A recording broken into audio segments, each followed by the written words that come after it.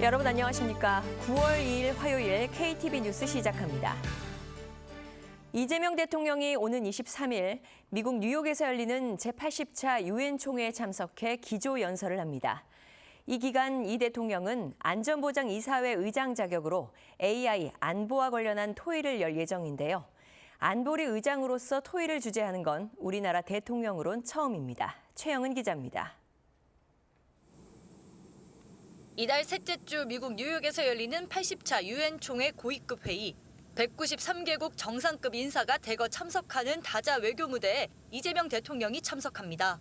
유엔 총회가 열리는 9월 우리나라는 유엔 안전보장이사회 의장국 자격을 갖고 이 대통령은 의장 역할을 수행합니다. 이에 따라 우리나라 대통령으로는 처음으로 안보리 공개 토의를 주재할 예정입니다. 의장국이 그 주제를 선정하게 됩니다. 본 회의에서는 AI 기술의 급속한 발전이 국제 평화와 안보에 미칠 기회와 도전을 논의하고 국제사회의 공동 대응 방향을 모색할 예정입니다. 이 대통령은 유엔 총회 기조 연설에도 나섭니다. 오는 23일 총회 첫 번째 세션의 7번째 순서로 연설할 예정인데 우리나라가 경험한 민주주의 위기 극복과 회복 과정을 국제사회와 공유할 것으로 보입니다. 한반도 문제를 포함한 저희의 외교 정책 기조 전반을 소개하고 지난번부터 늘 말씀드렸지만 불법 계엄 이후로 무너졌던 외교 라인의 복원과 복원 그리고 대한민국의 민주주의 회복성에 대한 부분들은 꼭 담겨 있지 않을까 싶습니다. 유엔 총회 기간 주요국 정상과 이루어질 양자회담에도 관심이 쏠립니다. 특히 최근 이 대통령 방미 기간 만난 한미 정상이 약 한 달 만에 뉴욕에서 다시 마주하게 될지 주목됩니다. 대통령실은 트럼프 대통령을 비롯한 양자회담에 대해선 아직 구체적인 일정을 밝힐 수 없다고 설명했습니다. KTV 최영은입니다.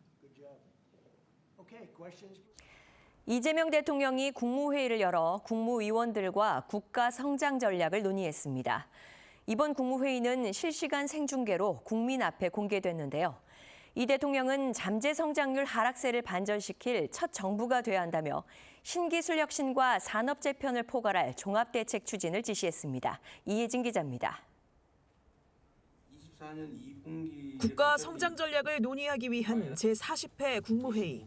실시간 생중계로 진행된 이번 국무회의에서 이재명 대통령은 7월 산업 생산과 소비, 설비 투자가 나란히 증가세로 전환돼 있다는 말로 서두를 열었습니다.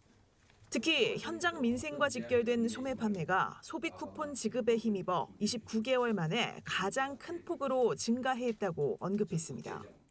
적절한 재정 투입이 국민 경제 성장에 미치는 긍정적 효과가 현장에서 증명됐습니다. 이 대통령은 다만 1%대까지 추락한 잠재 성장률을 끌어올리지 않으면 어떤 정책을 써도 반짝 효과에 그칠 거라며 잠재 성장률 하락 흐름을 반전시키는 첫 정부가 돼야 한다고 강조했습니다. 이를 위해 적극 재정과 생산적 금융을 양대 마중물로 삼아 신기술 혁신 지원, 규제 개혁, 산업 재편과 인재 양성까지 포괄하는 범정부 차원의 종합대책 추진을 지시했습니다. 이번 국무회의에서 심의한 상법 개정안 노란봉투법 관련해선 기업 경영 투명성 강화와 노사 상생 촉진이라는 입법 취지를 살려 노사는 물론 시장 참여자 모두가 상호 존중과 협력의 정신을 발휘해야 한다고 말했습니다. 촛불을 바로 잡자고 소를 잡는 소위 교각사루라고 하는 잘못을 범해서는 안 됩니다. 모두가 책임의식을 가지고 경제 회복과 지속 성장에 힘을 모아야 될 것입니다. 이 대통령은 이와 함께 국회와 정부는 국정을 이끄는 두 개의 바퀴이자 나라의 미래를 개척하는 공동 주체라며 민생 경제와 개혁 과제 추진을 위해 여야가 함께 지혜를 모아야 한다고 힘주어 말했습니다. 아울러 국무위원들에게도 선출 권력을 존중하는 바탕 위에서 정부 정책을 분명히 설명하고 국회에 협조를 구하는 자세를 견지해달라고 당부했습니다. KTV 이혜진입니다. 지난달 소비자 물가가 1.7% 상승하며 9개월 만에 가장 낮은 수준을 보였습니다. 농축수산물 가격은 올랐지만 서비스 물가 둔화로 전체 상승률을 끌어내린 것으로 보입니다. 신국진 기자입니다. 통계청이 발표한 8월 소비자 물가 동향 결과 지난달 소비자 물가 지수는 116.45로 1년 전보다 1.7% 올랐습니다. 지난해 11월 1.5% 상승 이후 최소폭 상승입니다. 품목별로는 농축수산물 가격이 채소류 중심으로 4.8% 오르며 상승 압력을 키웠습니다. 농축수산물의 상승률은 지난해 7월 이후 13개월 만에 최대폭 상승으로 통계청은 전체 물가를 0.37%포인트 끌어올리는 효과를 냈다고 설명했습니다.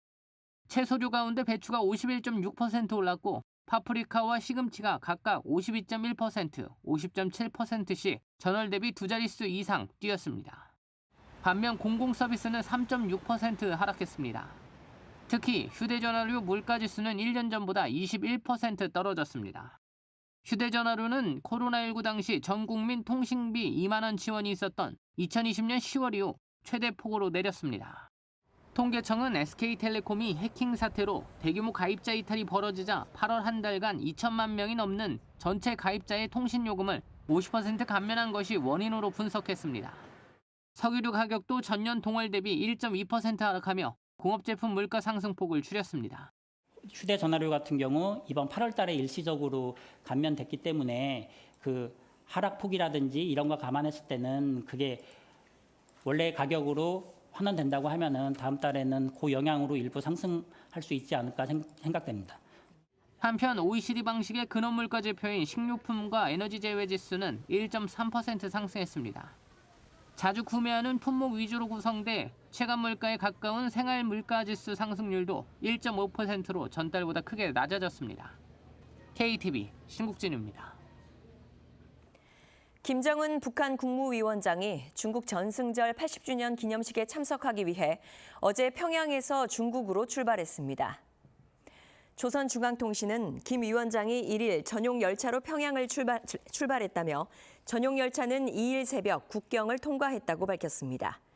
김 위원장의 중국 방문은 6년 8개월 만으로 북중 관계를 복원하는 한편 전승절 기념식에 참석하는 블라디미르 푸틴 러시아 대통령 등 각국 정상들과 조우하는 자리가 될 예정입니다.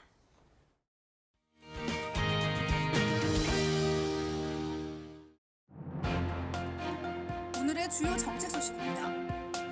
이재명 대통령이 오늘 국무회의를 주재한 자리에서 적극 재정과 생산적 금융을 양대 마중물로 삼아 잠재 성장률 하락세를 반전시켜 나가겠다고 밝혔습니다. 국무위원들에게는 어떤 제약에도 얽매이지 말고 과감한 해법을 마련할 것을 주문했습니다. 김정은 북한 국무위원장이 전승절 행사가 열리는 중국 베이징에 오늘 도착할 것으로 보입니다. 6년여 만에 중국 방문인데 중국이나 러시아와의 정상회담 개최 여부에 주목됩니다. 극심한 가뭄 피해가 이어지고 있는 강릉에서 절수 조치가 본격화되고 있습니다. 정부는 수도 계량기 일부를 잠그고 공중 화장실을 폐쇄하는 등 비상 대응에 나섰습니다. 지난 8월 소비자 물가가 1.7% 상승하며 9개월 만에 가장 낮은 수준을 기록했습니다. 농축수산물 가격은 올랐지만 서비스 물가의 둔화로 전체 상승률을 끌어내린 것으로 보입니다. 해외 온라인 쇼핑몰에서 직구할 수 있는 식품에서 마약류 성분이 대거 검출되면서 당국이 주의를 당부했습니다. 적발된 제품은 젤리와 식이보충제가 가장 많았고 과자, 빵류, 음료, 조미료 등이 뒤를 이었습니다. 한국소비자원 소비자분쟁조정위원회는 SK텔레콤의 유심 해킹 사고에 관한 집단 분쟁조정 절차 개시를 결정했다고 밝혔습니다. 위원회는 오는 26일까지 한국소비자원 홈페이지와 일간 신문을 통해 절차 개시를 공고합니다. KTV 뉴스를 마칩니다. 저희는 내일도 국정 소식을 한 걸음 더 빠르게 전해드리겠습니다. 함께해 주신 여러분 고맙습니다.